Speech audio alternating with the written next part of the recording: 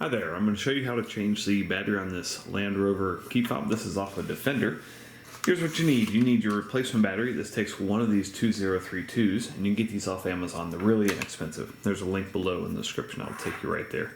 And something skinny like this is a, it's like out of a cell phone repair kit, and then like a pair of tweezers is helpful. So take your, you can use like a small screwdriver or anything like that.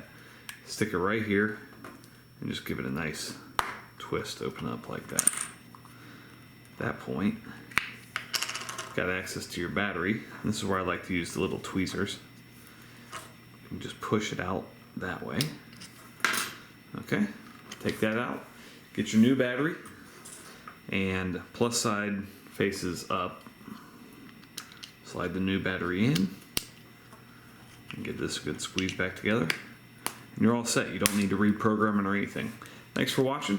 Make sure you hit that thumbs up button.